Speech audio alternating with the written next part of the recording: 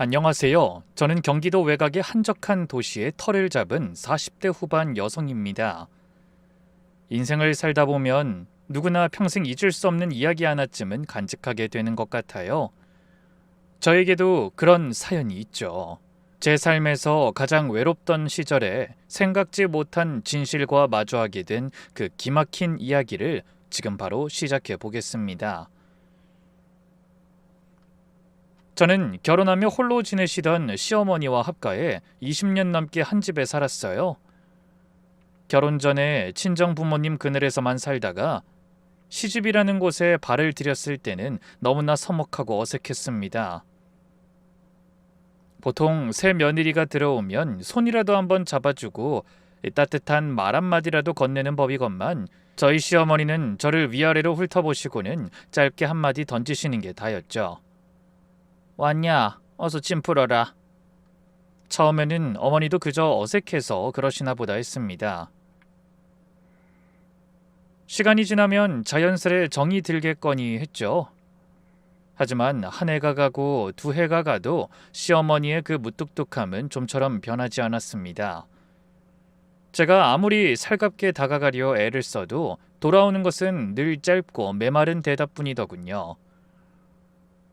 아침마다 정성껏 밥상을 차려놓고 웃으며 진지 드시라고 해도 시큰둥하셨고, 큰맘 먹고 옷을 한 벌 사다 드려도 난 옷 필요 없다, 뭐하러 이런 데 돈을 써?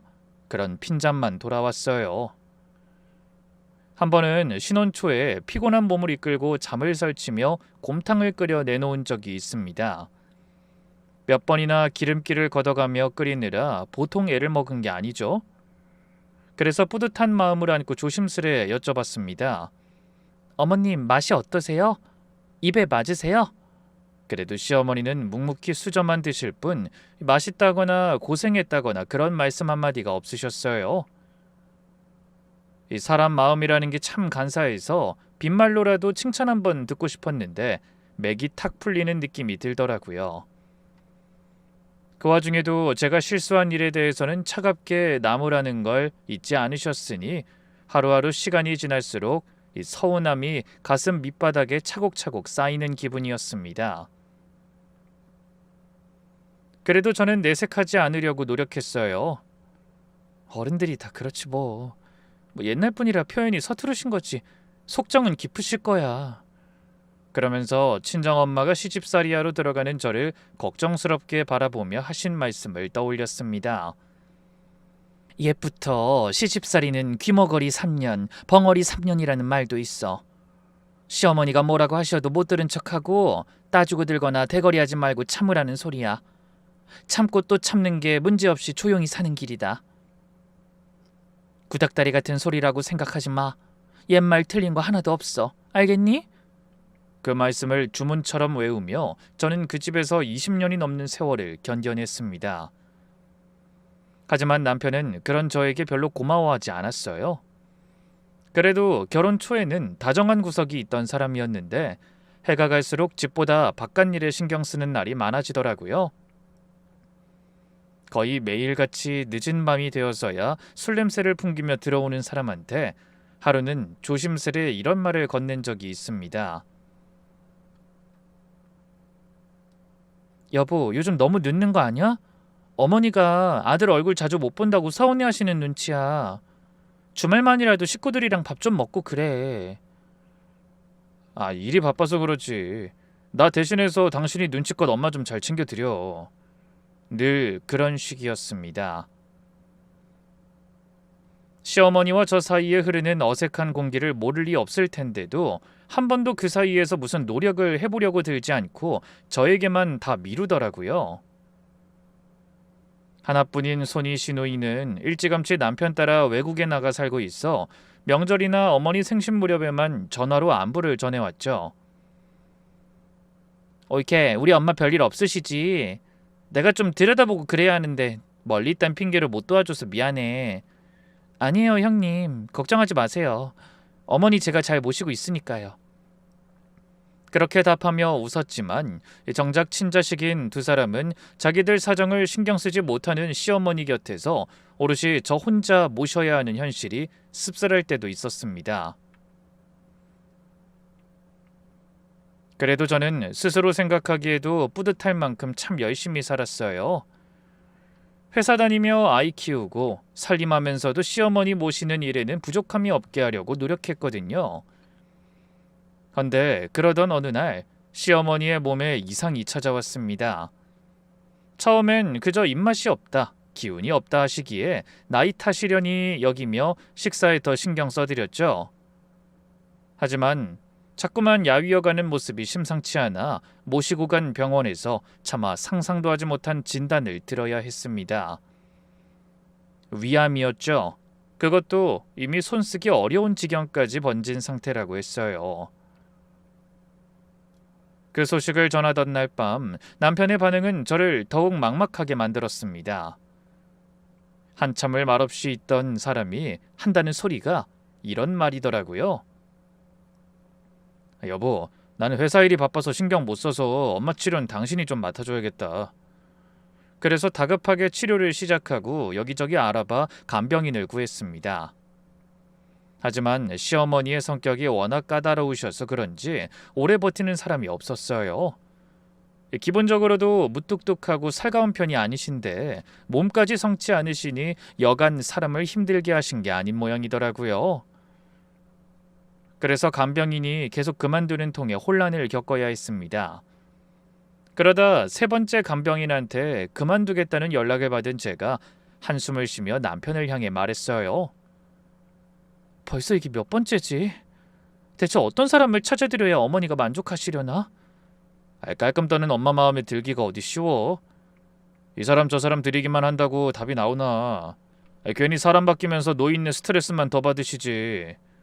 그냥 당신이 하는 게 제일 좋긴 한데. 남편이 슬쩍 건네는 말에 제가 미간을 찡그리며 물었습니다. 그럼 나더러 일을 그만두라는 거야? 내가 애 키우면서도 얼마나 악착같이 지킨 자리인지 몰라서 그래? 그럼 어쩌냐? 엄마 기분 제일 잘 맞추는 게 당신인 거 알잖아. 정씨라면 어쩔 수 없지만 이 엄마 마음에 쏙 드는 간병인 구하는 게 쉽지 않으니까 그렇지. 그날 저는 한숨도 못 잤습니다. 까다롭고 무뚝뚝한 시어머니의 성격을 감당할 간병인이 있긴 할까 싶더라고요. 그래서 고민 끝에 결국 제가 회사를 그만두고 어머니의 간병을 맡기로 했어요.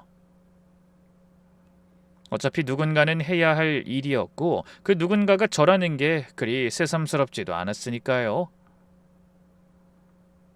그래도 20년을 모셨는데 몸도 성치 않은 분을 어떻게 억지로 남한테 맡기겠어.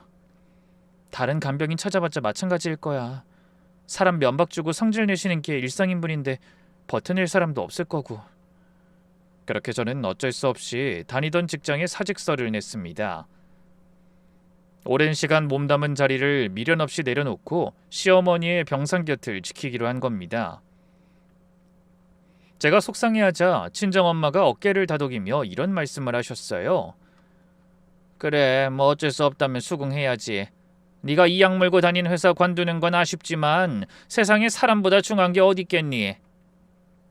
내가 살아보니 그렇더라. 착한 건 끝이 있어. 어차피 하기로 한 거 속 끓이지 말고 후회 없게 어른 잘 모셔라. 평생 순하게만 살아오신 친정엄마의 말씀을 들으며 저는 고개를 끄덕였습니다. 하지만 막상 병수발은 쉽지 않았어요. 아픈 사람을 돌본다는 게 얼마나 고된 일인지 겪어보지 않은 사람은 모를 겁니다. 병이 깊어지면서 시어머니는 점차 자리에서 일어나는 것조차 힘들어하셨어요. 끼니마다 죽을 써 한술 한술 떠넣어드리고 약을 시간에 맞춰 챙기고 욕창이 생기지 않도록 2시간마다 자세를 바꿔드렸습니다. 나중에는 대소변까지 손수 받아내야 할 정도로 상태가 안 좋아지셨죠. 한밤중에도 몇 번씩 일어나 어머니의 상태를 살피느라 제대로 누워 잠든 날이 손에 꼽을 정도였습니다. 그런데 제가 아무리 정성을 쏟아도 시어머니의 태도는 한결같더군요. 기저귀를 갈아드리고 깨끗하게 씻겨드려도 죽을 입에 떠넣어드려도 고맙다는 말씀 한마디가 없으셨고 어떤 날은 멀쩡히 잘 잡수다가도 갑자기 수저를 밀치며 짜증을 내셨습니다. 네가 끓인 건 비린내가 나서 도통 입에 안 맞아. 살림한 지가 몇 년인데 아직도 이렇게 손맛이 없어? 기운 없이 누워 계시면서도 저를 호통치실 땐 예전 기세 그대로셨어요. 20년을 곁에서 모셨는데 마지막 가시는 길까지 이렇게 미움만 받아야 하나 싶어 속이 상했습니다. 그래도 저는 이내 마음을 다잡고 간병을 게을리하지 않았어요. 미우나 고우나 제가 모셔야 할 어른이고 죽음보다 더한 고통을 참아내는 게 얼마나 힘드실까 싶었습니다. 그렇게 어머니가 투병을 시작하신 지 몇 달이 흐르는 동안 남편은 어쩌다 한번 병실에 얼굴을 비칠 뿐 직접 나서서 자기 어머니를 돌본 적은 없었어요. 그나마 잠깐 들렀다 가면서 던지는 말도 고작 이런 말이었죠. 당신 고생이 많다. 그럼 계속 수고 좀 해줘. 정말 남보다 못한 수준이었어요. 저는 그렇다 치고 하루가 다르게 야위어가는 어머니의 손 한 번 제대로 잡아드리는 일이 없더라고요. 전 그런 남편의 무심함을 보면서 고개를 절레절레 흔들며 좀 더 신경 쓰라고 잔소리했어요. 하지만 달라지는 건 없었습니다. 그렇게 시간이 흐르며 시어머니의 숨소리는 점점 가늘어졌고 저는 마지막 순간이 다가오고 있음을 직감했죠. 그래서 남편과 군대에 있는 아들 그리고 외국에 사는 시누이까지 모두 불러들였어요. 그리고 온 가족이 모인 그날 새벽 힘겹게 숨을 몰아쉬던 어머니가 저를 슬쩍 곁눈으로 바라보시더니 조용히 눈을 감으셨습니다.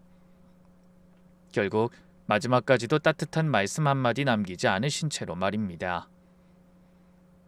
시어머니가 떠나시자 모르는 사람들은 긴 간병이 끝났다는 생각에 제가 어깨춤이라도 출 거라고 생각했을지 모릅니다.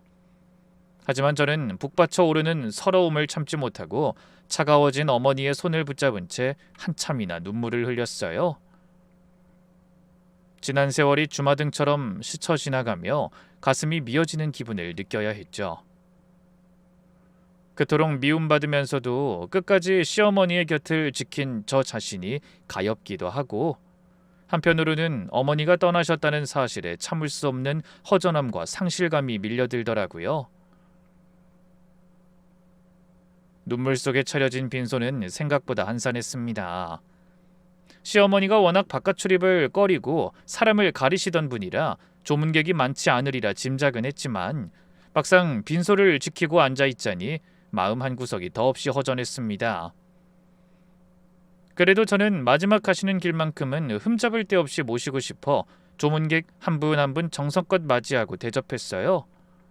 임종을 지키러 들어온 손이 시누이는 시어머니의 영정사진을 바라보며 연신 눈가를 훔쳤습니다. 그러더니 제 손을 덥석 잡으며 이런 말을 하더군요. 옳게 그동안 정말 고생 많았어.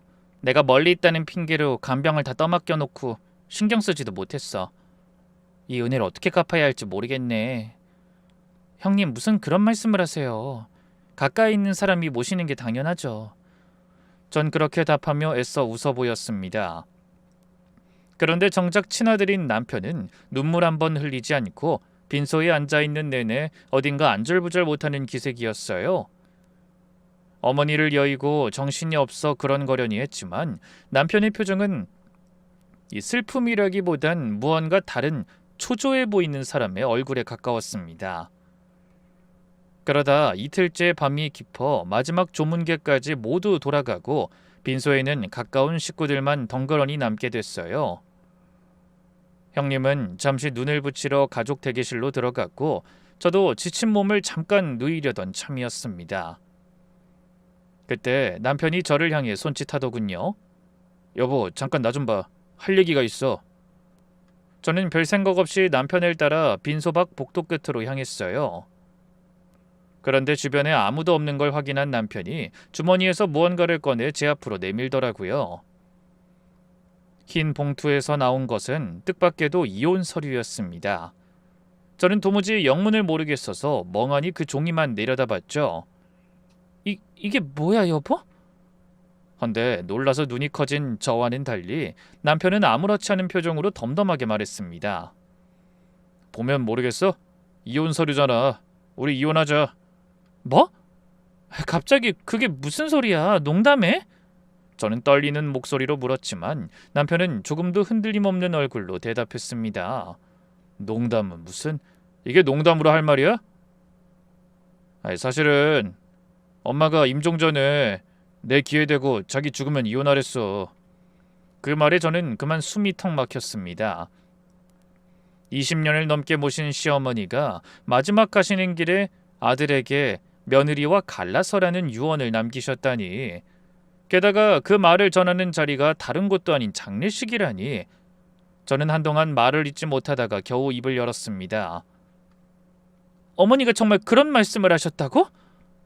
20년을 넘게 모시고 마지막까지 병수발 닫은 사람하고 이혼하라는 말씀을 남기셨다는 거야? 그래. 그렇게 잘 좀 하지 그랬냐?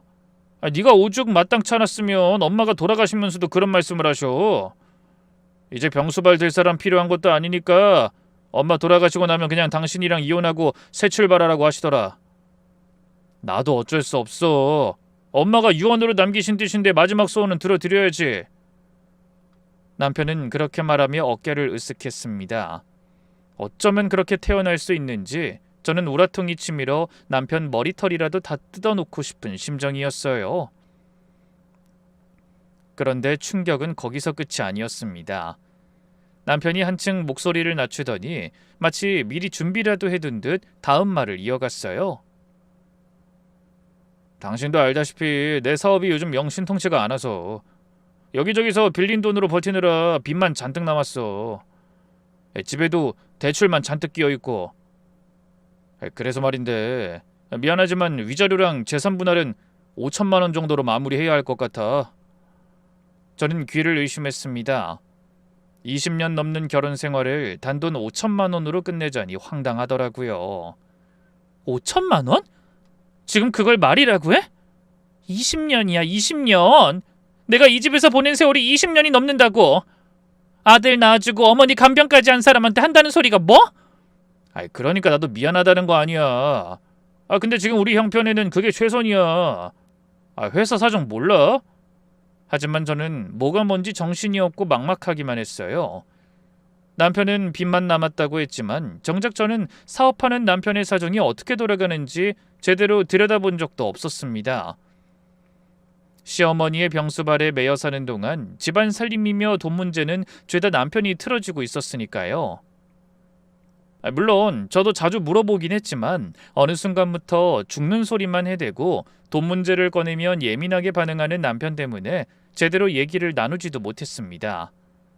그런데 하필 그 상황에 시어머니가 저와 이혼하라고 유언을 남기셨다니, 한 푼이라도 적게 떼주고 이혼하기 딱 좋은 상황이라며 반기는 것 같았어요. 뭔가 느낌이 안 좋았습니다. 아무리 시어머니의 유언이라고 해도 그렇게 떠밀리듯 돈 5천만 원에 이혼 도장을 찍어줄 순 없는 노릇이었어요. 그래서 떨리는 마음을 가까스로 가라앉히며 가능한 한 차분하게 대답했습니다. 여보, 지금은 이럴 때가 아니야. 어머니 발인도 안 끝났잖아. 이런 얘긴 장례 다 치르고 나서 천천히 해도 늦지 않아. 지금은 어머니 잘 모시는 일에 집중해야 해.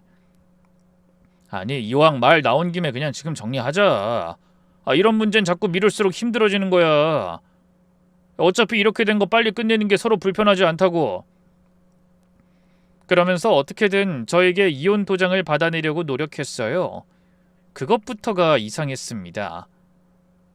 막말로 서로 치고받고 싸우며 치를 떠는 것도 아니고, 아무리 시어머니가 말씀하셨다고 해도 이 상중에 왜 그렇게까지 당장 이혼하지 못해 안다라는 건지 그 진심이 의심스러웠어요.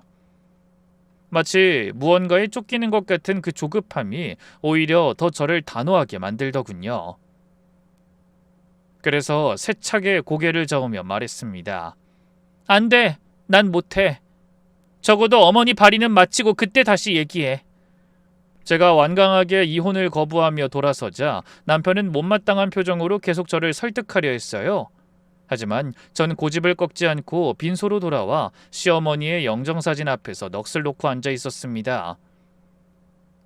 어머니, 그이가 이혼하자고 난리네요. 어머니가 정말 이혼하라고 하셨어요? 왜요? 제가 뭘 그렇게 잘못했다고. 정말 너무하세요. 저는 모진 말로 며느리를 상처 주신 것도 모자라 어이없는 유언을 남기신 시어머니를 원망하며 가슴을 쳤습니다. 아무리 어머니가 저를 못마땅히 하셨어도 돌아가시기 전까지 그런 독한 말씀을 남겨 제 가슴을 갈갈이 찢어 놓으실 줄은 몰랐거든요. 그래도 저는 흐트러진 마음을 다잡고 장례만큼은 무사히 치르기로 다짐했습니다. 남편이 아무리 이혼을 재촉해도 제가 20년 넘게 해온 며느리 노릇은 제대로 끝을 내고 싶었거든요. 그래야 만약 정말 이혼하게 된다 해도 법정에서 당당하게 할 말을 할 수 있을 것 같더라고요. 하지만 저도 사람인지라 아무리 남편의 이혼 타령을 무시하려 해도 쉽지 않았어요. 영정사진 속 시어머니를 마주할 때마다 생전에 무표정한 얼굴로 절 구박하시던 모습이 떠올라 슬픔과 분노, 억울함을 동시에 느끼며 무거운 마음으로 빈소를 지켜야 했죠. 그렇게 저는 이를 악물고 간신히 장례를 마쳤습니다. 발인까지 끝내고 어머니를 납골당에 잘 안치하고 나니 며칠간 제대로 먹지도 자지도 못한 몸이 천근만근 무겁게 내려앉더군요. 장례도 마쳤으니 남편과 이혼에 대해 다시 실랑이를 벌여야 한다는 생각에 절로 한숨이 났습니다. 그런데 그때 곁에 있던 형님이 누가 볼세라 슬그머니 제 손을 잡아 끌며 귓가에 속삭였어요. 어이케, 잠깐 이리 좀 와봐. 조용히 할 얘기가 있거든? 일단 저쪽으로 좀 가자. 그러더니 저를 사람들 눈에 띄지 않는 구석으로 데려가더니 한참을 머뭇거렸습니다. 무슨 말을 꺼내야 할지 망설이는 기색이 역력했죠. 저는 불안한 마음에 가슴이 덜컥 내려앉는 기분이 들었어요. 시어머니를 잃은 아픔에 남편의 이혼 타령, 거기다 또 무슨 일이 저를 괴롭힐지 절로 긴장이 되더라고요. 그 순간 형님이 핸드백에서 꼬깃꼬깃 접힌 쪽지 한 장을 꺼내 제 손에 쥐어주며 입을 열었습니다. 올케, 이거 엄마가 돌아가시기 전에 주신 건데 장례 끝나고 올케 혼자 있을 때 꼭 아무도 모르게 전해주라고 신신당부하셨어. 저는 의아한 마음에 되물었습니다. 네? 저한테만요? 그래, 병실에 잠깐 나랑 둘이 남았을 때 그러시더라. 다른 사람한텐 절대 보이지 말고 꼭 올케 혼자 있을 때 주라고.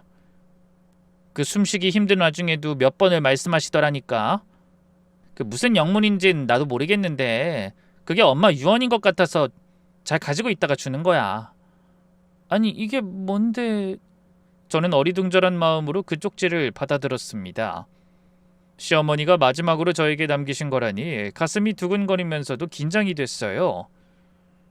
살아생전 그토록 모진 말만 쏟아내시던 분이 임종을 앞두고 무슨 말씀을 남기고 싶으셨던 걸까? 전혀 감이 잡히지 않더라고요. 혹시 그동안 매정하게 대한 걸 미안해하는 사과의 말이라도 적혀있지 않을지 헛된 기대마저 들었죠. 그래서 떨리는 손으로 쪽지를 펼쳤습니다. 그런데 거기에는 따뜻한 작별 인사도 미안하다는 말도 없었어요. 다른 말은 아무것도 없이 그저 가평 어딘가에 낯선 주소 한 줄이 적혀 있었습니다. 저는 도무지 영문을 알 수 없어 형님을 쳐다봤어요. 형님, 이게 어디 주소예요? 어머니가 왜 저한테 이런 걸 남기셨을까요? 나도 몰라. 자세한 말씀은 못하시고 그냥 전화라고만 하셨으니까. 아무리 봐도 저는 처음 보는 주소거든요. 대체 여기가 어디길래... 글쎄, 나도 도통 짐작이 안 가. 그래도 엄마가 떠나시기 직전까지 손에 꼭 쥐고 계시던 거니까 뭔가 올케랑 연관이 있는 장소가 아닐까? 쪽지를 전해준 형님도 영문을 모르기는 마찬가지인 모양이었습니다. 저는 그 쪽지를 손에 꼭 쥔 채 한참을 고민했어요. 저와 아들을 이혼시키려고 모진 말을 남기고 떠나신 분이 알 수 없는 주소를 전해주신 데에는 분명 무슨 까닭이 있을 것 같았죠. 그게 좋은 일이든 나쁜 일이든 확인하지 않고서는 견딜 수가 없을 것 같은 기분이 들었습니다. 그날 밤 저는 집에 돌아온 뒤에도 제대로 잠을 이루지 못했어요. 발인을 마치고 군대에 복귀하는 아들을 배웅하고 돌아오자 바닥에 머리만 닿아도 잠들 것처럼 피곤했죠. 그런데 잠은 오지 않고 눈을 감으면 쪽지에 적힌 그 주소가 자꾸만 눈앞에 어른거렸습니다. 도대체 거기 뭐가 있길래 시어머니는 정신이 흐려지는 와중에도 왜 꼭 그걸 저 혼자 있을 때 전화라고 하셨을까? 온갖 생각이 머릿속을 어지럽혀 저는 결국 날이 밝기를 기다려 그 주소에 직접 찾아가 보기로 마음먹었습니다. 이튿날 아침, 저는 마치 홀린 사람처럼 차를 몰았어요. 내비게이션이 안내하는 길을 따라 한참을 달리니 도심을 벗어나 한적하고 조용한 동네가 나오더군요. 큼지막한 단독주택들이 띄엄띄엄 들어선 누가 봐도 형편이 넉넉한 사람들이 사는 부촌이었습니다. 쪽지에 적힌 번지수를 확인하며 천천히 차를 세우자 제 눈앞에는 마당 넓은 2층 주택 한 채가 우뚝 서 있었어요. 여기가 맞나? 어머니가 이런 데를 왜... 나하고는 아무 상관도 없는 동네 같은데. 저는 차에서 내려 그 집을 멍하니 올려다봤습니다. 도무지 시어머니와도 저하고도 아무런 연이 없어 보이는 낯선 집이었죠. 혹시나 주소를 잘못 찾아온 게 아닌가 싶어 다시 쪽지를 들여다보는데 담 너머 현관문이 스르륵 열리는 게 보이더군요.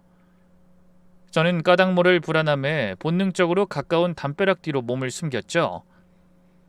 그리고 빼꼼히 고개만 내밀어 집안을 확인한 순간 그 자리에서 돌처럼 굳어버리고 말았습니다. 그 낯선 집에서 나온 사람이 다름 아닌 제 남편이었기 때문입니다. 그것도 마치 제 집에서 나온 양 편안한 복장으로 자연스럽게 밖으로 걸어 나왔어요. 저는 눈을 의심할 수밖에 없었습니다.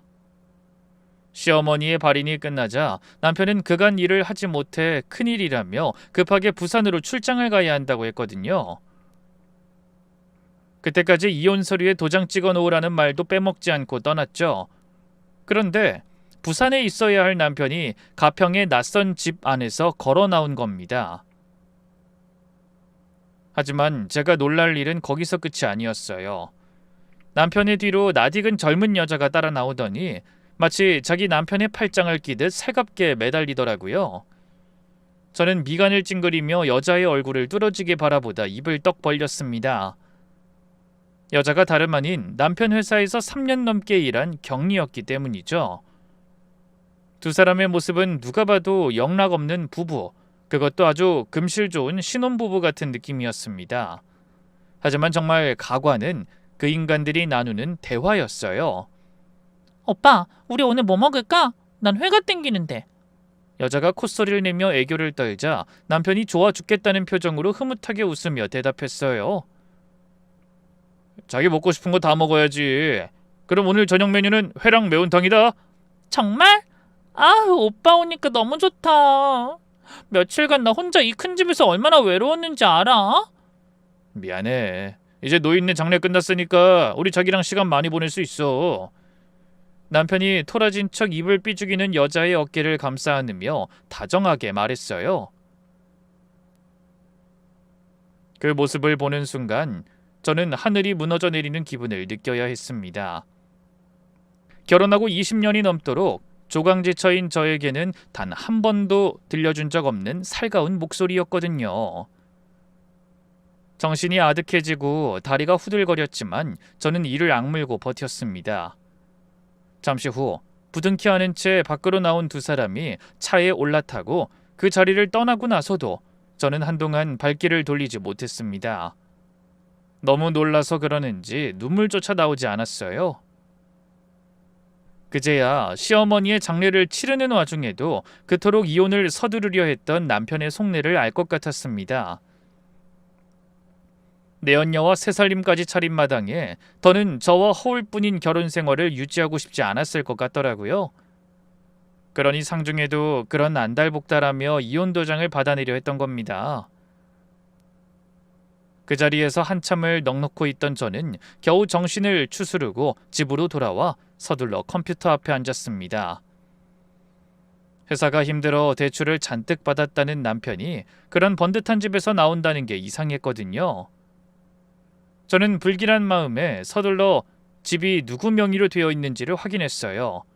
그런데 인터넷에서 그 집의 등기부 등본을 확인한 순간 저는 또 한 번 충격에 빠지고 말았습니다.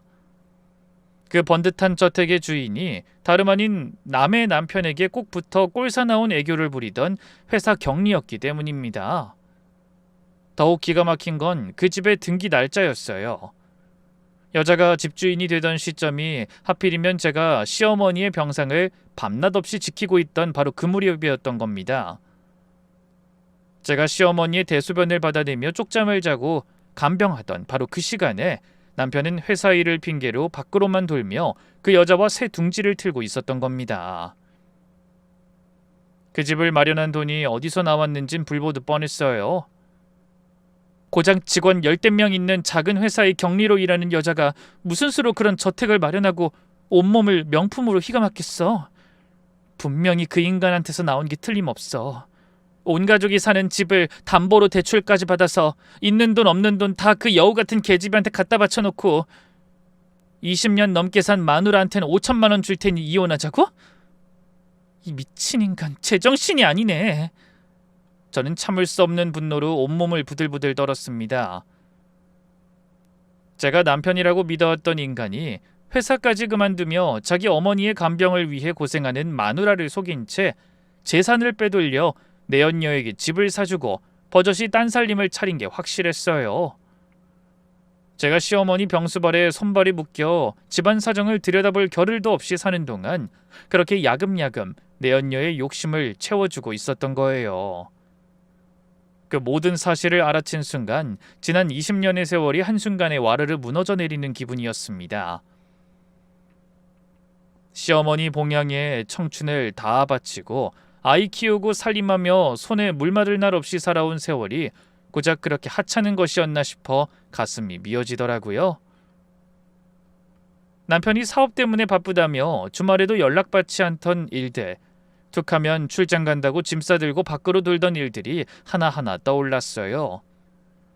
저는 그 모든 걸 그저 가장이 집안을 일으키기 위해 힘들게 노력하는 거라고 여겼는데 그 시간이 죄다 내연녀와의 미래를 위한 시간이었다고 생각하니 분노가 차올라 숨쉬기조차 힘들더라고요.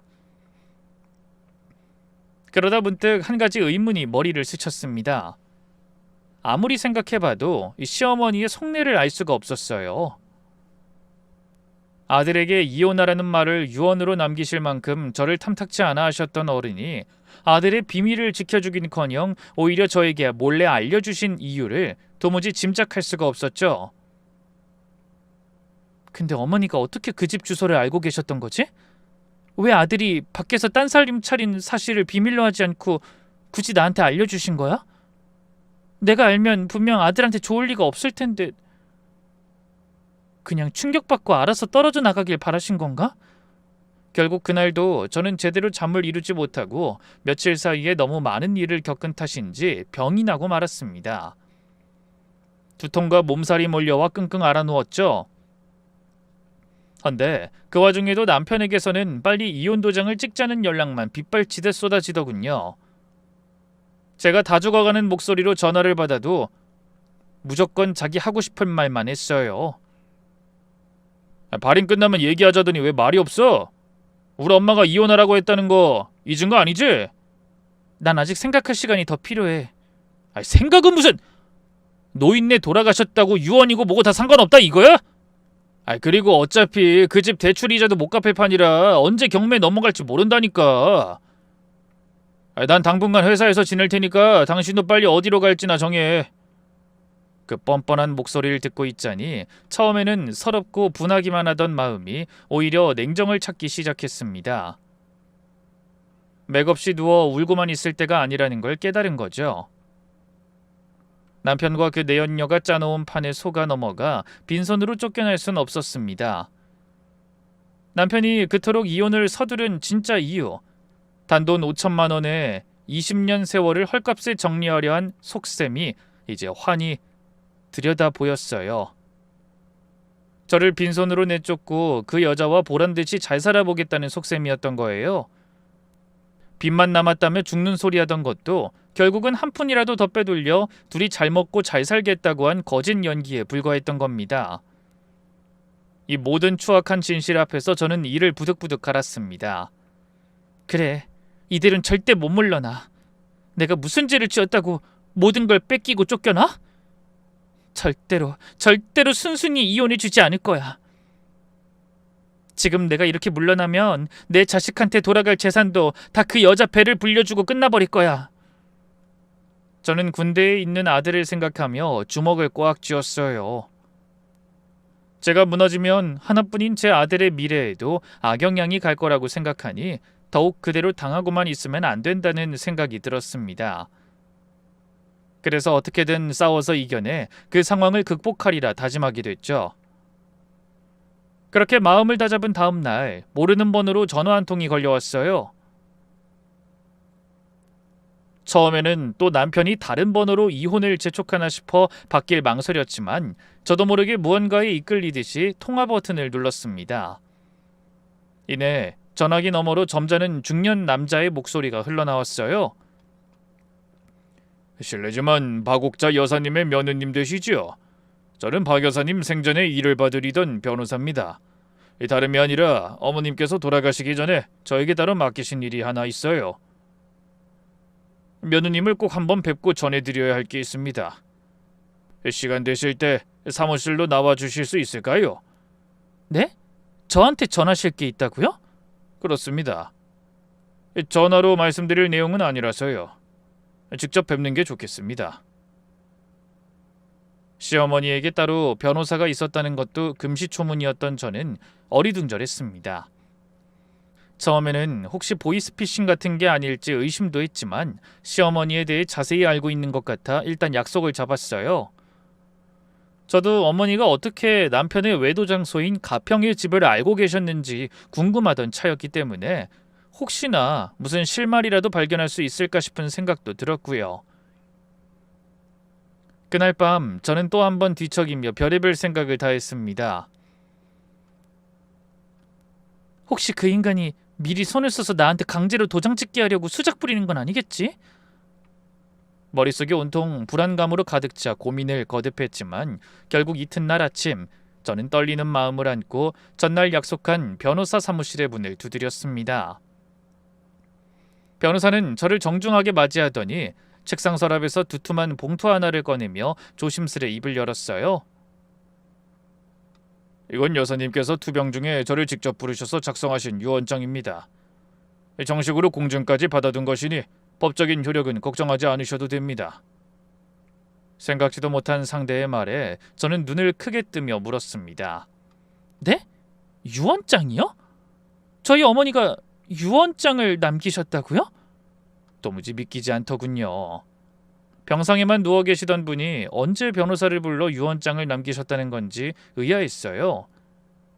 하지만 변호사는 망설임 없이 봉투를 열어 서류를 펼쳐 보이며 말을 이어갔습니다. 내용을 말씀드리기 전에 먼저 한 가지 여쭙겠습니다. 혹시 아드님, 그러니까 남편분께서 회사 격리 직원과 외도하고 따로 살림 차린 사실 알고 계십니까? 그 말에 숨이 턱 막혀왔어요. 어머니의 변호사가 그것까지 알고 있을 줄은 꿈에도 몰랐으니까요. 제가 난감한 마음에 겨우 고개를 끄덕이자 변호사가 안타까운 표정으로 말했어요. 역시 알고 계셨군요. 사실 여사님도 그 일을 다 알고 계셨습니다. 투병하시던 중에 아드님이 며느님을 두고 다른 여자와 두 집 살림을 한다는 사실을 우연히 아시게 됐다더군요. 지인분이 아드님의 외도를 목격하고 연락하신 모양이더라고요. 그때 여사님이 저한테 아드님의 재정 상태와 돈의 흐름을 좀 알아봐달라고 하셨어요. 그래서 그 회사 경리한테 집을 지어주고 명의까지 넘겨준 걸 아시게 됐죠. 그 순간 시어머니가 저에게 남긴 쪽지의 비밀이 밝혀졌습니다. 어머니가 어떻게 그 낯선 집을 알게 되셨는지, 왜 그 집의 주소를 굳이 저한테 남기셨는지 그제야 짐작이 되더군요. 하지만 정작 충격적인 이야기는 그 다음이었습니다. 변호사가 유언장의 핵심을 짚어줬거든요. 여사님께서는 전 재산 중 일부를 캐나다에 사시는 따님에게 남기셨어요. 그 말을 듣고 저는 당연하다는 듯 고개를 끄덕였습니다. 어머니가 따님에게 유산을 남기는 거야 자연스러운 일이니까요. 하지만 놀라운 말은 그 다음에 이어졌어요.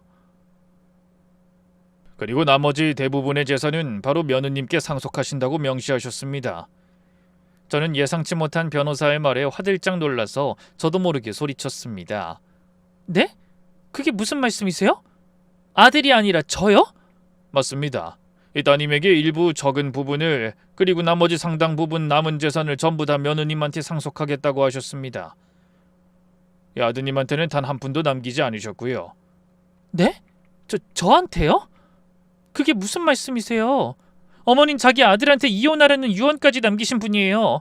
그런 분이 저한테 재산을 물려주신다니 말이 안 되잖아요. 저는 너무 놀라 목소리가 떨렸습니다. 시어머니가 모진 말만 남기고 떠나신 줄 알았는데 저에게 전 재산을 물려주셨다니 도무지 앞뒤가 맞지 않았어요. 저를 그렇게 미워하시던 분이 어째서 친아들을 제쳐두고 며느리에게 재산을 물려주신다는 건지 머릿속이 하얘져서 한참을 멍하니 앉아 있는데 변호사가 차분하게 그 까닭을 설명해 주더군요. 바로 그 부분에 대해서 말씀드릴게요. 사실 아드님께 이혼을 권하신 것도 다 여사님이 일부러 그러신 거예요. 뭐 계획의 일부라고 할까요? 여사님은 바람난 아들이 며느님을 빈손으로 내쫓고 싶어서 재산까지 빼돌리며 내연녀랑 살림을 합친 걸 다 알고 계셨어요. 그래서 일부러 아드님께는 그럴싸한 이유를 들어서 이혼하라고 부추기고 재산은 전부 며느님한테 주려고 하신 거예요. 그게 무슨... 저는 변호사님이 무슨 말씀을 하시는 건지 잘 이해가 안 되는데... 여사님께서 생전에 이런 말씀하셨어요. 시부모 병간호하느라 힘들게 산 며느리가 바람이나 피우고 조강지적 고마운 줄 모르는 못난 자식 옆에서 평생 고생만 하면서 사는 꼴은 죽어도 보기가 싫다고요. 그래서 며느님이 남편한테서 벗어나 떳떳하게 새 삶을 살길 바라셨습니다. 네? 그게 정말이에요? 저희 어머니가 그런 말씀을 하셨다고요? 처음 듣는 말에 저는 참고 참았던 눈물이 왈칵 쏟아졌습니다. 그만 두 손으로 얼굴을 가리고 말았습니다. 20년 넘게 미움받는 줄로만 알았는데 사실은 어머니 나름의 거친 사랑이었다는 걸 너무 늦게 알아버렸죠. 제가 직접 죽을 입에 떠넣어드려도 늘 무표정한 얼굴로 좋은 말씀 한 번이 없으셨는데 그 딱딱한 얼굴 뒤에 깊은 속내가 숨어 있었을 줄은 정말이지 상상조차 못했습니다. 저는 겨우 울음을 삼키다 또 한 가지 의문이 떠올라 입을 열었어요. 그럼 형님은요? 만약 형님이 이 사실을 알면 친딸로서 가만히 있을 리가 없을 텐데요. 그런데 이런 제 생각을 미리 알고 있었다는 듯이 변호사가 망설임 없이 대답했어요. 그 점은 걱정하지 않으셔도 됩니다. 따님도 진즉 이 모든 사실을 알고 계셨거든요. 여사님께서 위독해지시기 전 며느님에게 상속을 해드리기로 결심하고 직접 전화로 다 말씀해 두셨어요. 그런데도 따님은 여사님 뜻을 따르겠다고 했습니다. 자기 대신 어머니를 20년 넘게 곁에서 모신 사람이 며느님이니까 그 공을 생각하면 당연한 일이라고 했다던데요. 저희 형님이요? 네. 그리고 며칠 전 여사님 사후에 동생의 외도 사실을 뒤늦게 알게 됐다면서 저한테 연락하셨어요. 그러면서 며느님이 동생과 이혼해도 예정대로 정당한 몫을 받을 수 있도록 끝까지 돕겠다고 하셨습니다. 그 말에 저는 또 한 번 가슴이 먹먹해졌습니다. 빈소에서 제 손을 잡고 고생 많았다며 눈물 짓던 형님의 그 진심이 그제야 온전히 가슴에 와닿았어요. 핏줄도 아닌 저를 위해 친딸인 형님이 자기 몫을 기꺼이 양보하다니 결코 쉬운 일이 아니었죠. 더구나 멀리 떨어져 있어 자주 보지도 못한 상황인데 형님이 저에게 진심으로 고마워하고 있었다는 게 느껴지더라고요. 미처 상상도 하지 못했던 시어머니와 형님의 마음이 제 가슴에 커다란 파도를 일으키며 눈시울이 붉어지게 했습니다. 마지막으로 변호사가 시어머니의 재산 규모를 일러주더군요. 사실 저희 시어머니가 알부자라는 건 저도 익히 알고 있는 사실이었어요. 젊은 시절 시장 바닥에서 일수놀이로 한 푼 두 푼 모아 건물과 상가 그리고 적지 않은 현금까지 손에 쥐셨다는 걸 20년을 모신 제가 모를 리 없었죠. 겉으로는 더없이 검소하셨던 분이지만 알고 보면 동네에서 알아주는 재력가셨어요. 하지만 그 재산이 당연히 남편과 형님에게만 돌아갈 거라 여겼지 며느리인 제 몫이 되리라고는 꿈에도 생각해 본 적이 없었던 거죠. 변호사가 짚어준 상속 액수를 듣고 나니 전 비로소 남편이 왜 그렇게 이혼을 서둘렀는지 확실하게 깨닫게 됐어요. 남편분도 여사님의 재산이 어느 정도인지 정확히 알고 계셨을 거예요. 그러니 더 급했겠죠. 유산을 상속하기 전에 며느님과 이혼해야 그 재산을 내연녀랑 마음대로 쓸 수 있을 거라는 계산이 있었을 거예요. 그렇겠네요. 그 인간은 지금 자기 손에 제대로 된 상속분이 들어올 거라고 철석같이 믿고 있겠죠? 그렇죠. 아마 유언장의 내용은 꿈에도 모르고 계실 겁니다. 그러니 더더욱 남편분이 눈치채기 전에 일을 마무리해야 합니다. 만약 유산이 며느님한테 간다는 걸 알면 이혼이 쉽지 않을 수 있어요. 그 말을 듣자 정신이 번쩍 났습니다. 만약 제가 거의 모든 유산을 받게 된다는 사실을 알면 그 인간이 이혼하겠다는 생각을 접고 저에게 들러붙을지도 모른다는 생각이 들더라고요. 불과 얼마 전까지도 남편과 이혼하게 될까봐 억울했던 저는 이제 남편과 이혼하지 못하고 계속 그 얼굴을 보고 살아야 할까봐 끔찍한 생각이 들었죠. 그래서 변호사를 향해 눈을 빛내며 물었어요. 변호사님, 저 꼭 이혼하고 싶어요. 자기 아들 낳아주고 부모 간병까지 하는 조강지처를 놔두고 바람 피운 것도 모자라 돈으로 꼼수까지 부리려고 했던 인간 정말 정 떨어져요. 당연히 그래야죠. 지금부터가 중요합니다. 이 상속 절차를 아드님 모르게 신속하게 진행해야 합니다. 변호사님, 그럼 제가 지금부터 어떻게 하면 될까요? 그 인간이 눈치채지 못하게 조용히 마무리할 수 있을까요? 제가 끝까지 도와드리겠습니다. 여사님께서 꼭 며느님을 도와달라고 신신당부하셨거든요. 상속 절차는 제가 다 알아서 할 테니 며느님은 남편분 앞에서 절대 내색하지 마시고 그냥 억울하지만 이혼에 응해주는 척 끝까지 아무것도 모르는 사람처럼 행동하셔야 합니다. 네, 변호사님, 꼭 그렇게 할게요. 어머님이랑 형님이 그렇게까지 절 생각해 주셨는데 어떻게든 그 뜻을 따르도록 노력할 거예요. 저는 떨리지만 단호한 목소리로 대답했습니다. 변호사도 흐뭇한 얼굴로 고개를 끄덕이며 앞으로 진행할 절차를 차근차근 일러줬어요. 저는 변호사의 말을 하나하나 곱씹으며 사무실 문을 나섰습니다. 어머님이 돌아가신 후 며칠 동안 저를 짓누르던 억울함과 분노가 굳은 결심으로 바뀐 순간이었죠. 시어머니가 마지막으로 제 손에 쥐어주신 그 기회를 무슨 일이 있어도 놓치지 않을 작정이었어요. 절대 남편과 내연녀가 원하는 걸 손에 넣을 수 없도록 만들겠다고 다짐했습니다. 맘 같아서는 남편의 외도를 증명하고 소송을 통해 제 20년 세월에 적합한 재산 분할과 위자료를 받아내고 싶었어요. 재산을 은닉했다는 사실을 증명하면 가능한 일이라고 하더군요. 하지만 그러려면 소송 기간이 길어질 테고 남편이 시어머니의 유언장에 대해 알게 되는 건 시간 문제였죠. 안 그래도 상속받겠다고 득달같이 달려들 것 같아 불안한 상황이었는데 그렇게 문구적거리는 건 안 될 일이었어요. 더구나 남편이 빼돌린 재산보다 시어머니의 유산이 훨씬 액수가 컸고 금액도 금액이지만 남편이 당연하게 받을 거라고 생각한 돈을 못 받게 되는 상황을 만들고 싶은 생각도 들었어요. 그게 남편에 대한 저의 복수라고 생각했죠.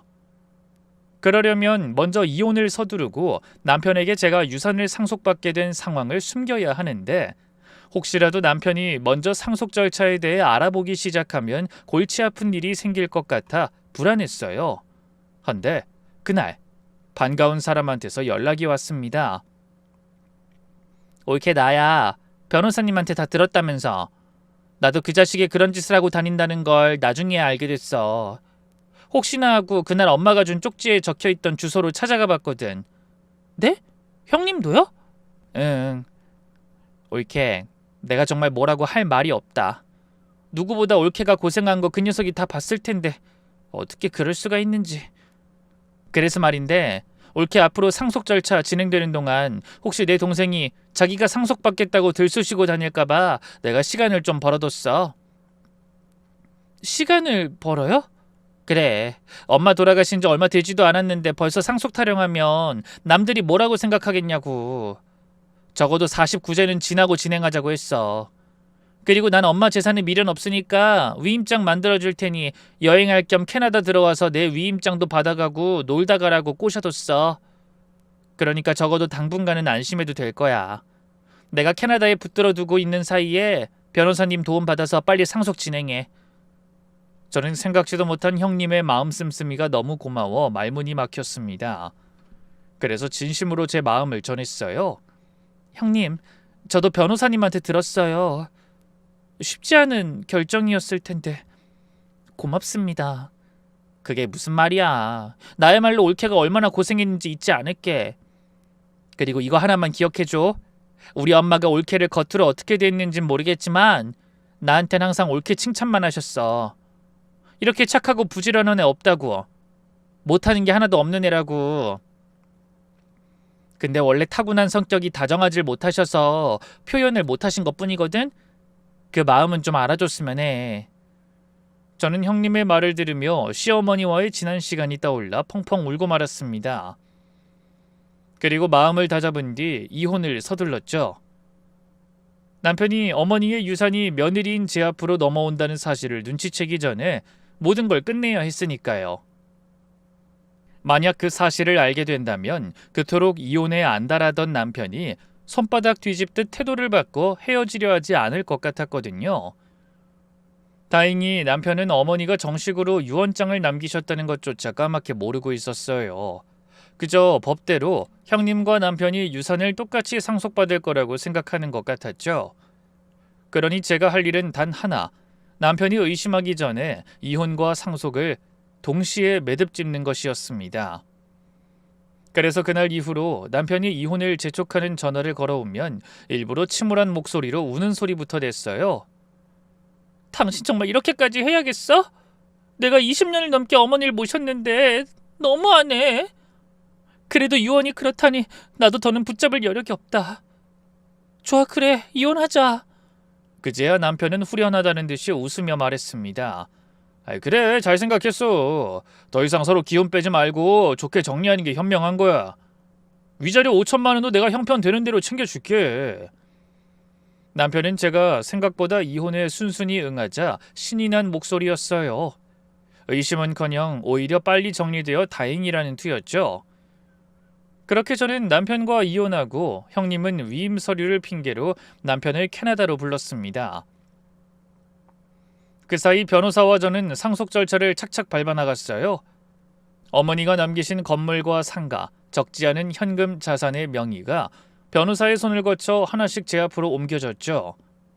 상속 재산을 전부 넘겨주겠다는 형님의 말에 눈이 뒤집혀 득달같이 캐나다로 날아갔던 전 남편은 곧 누나 몫의 재산까지 다 손에 넣는다는 기대에 부풀어 내연녀와 함께 흥청망청 돈을 써댔다고 하더군요. 하지만 얼마 후 마침내 모든 절차가 끝났다는 제 연락을 받자 형님이 그제야 본색을 드러내며 위임 서류 때문에 남편을 부른 게 아니라는 걸 그대로 알린 거예요.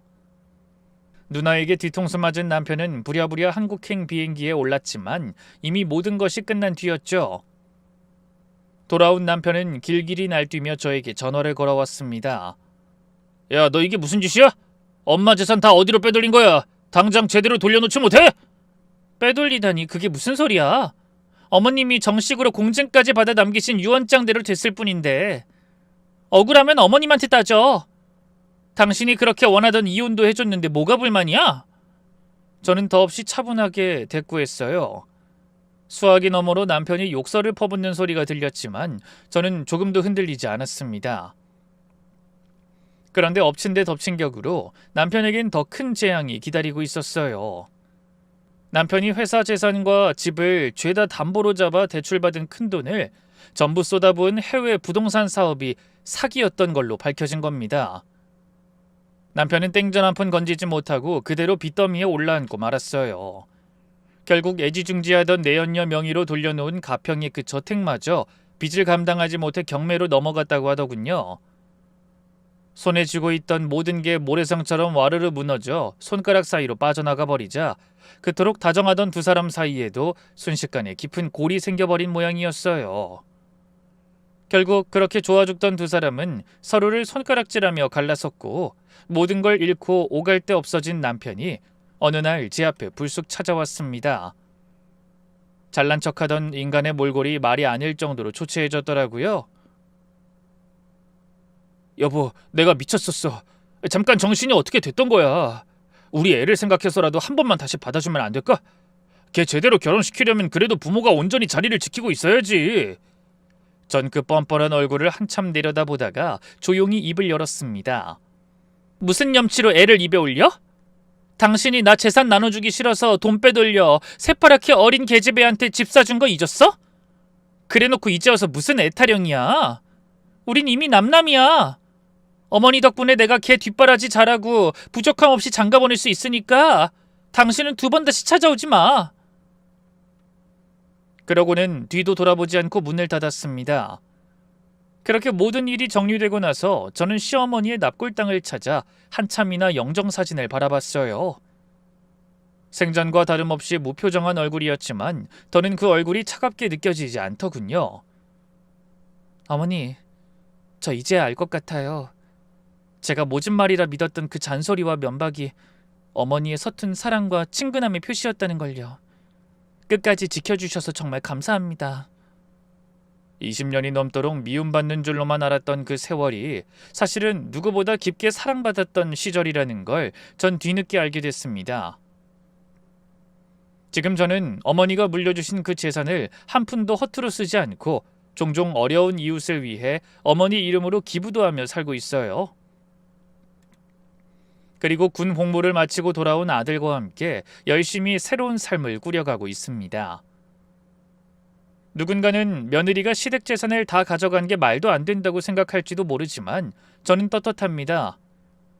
20년 넘는 세월을 한결같이 자신의 곁을 지킨 제 진심에 대한 어머니의 마지막 응답이었다고 생각하거든요. 그럼 오늘도 묵묵히 각자의 자리에서 최선을 다해 살아가시는 분들에게 이 사연이 작은 위로와 즐거움을 드릴 수 있길 빌며 저는 이만 인사드리겠습니다. 감사합니다.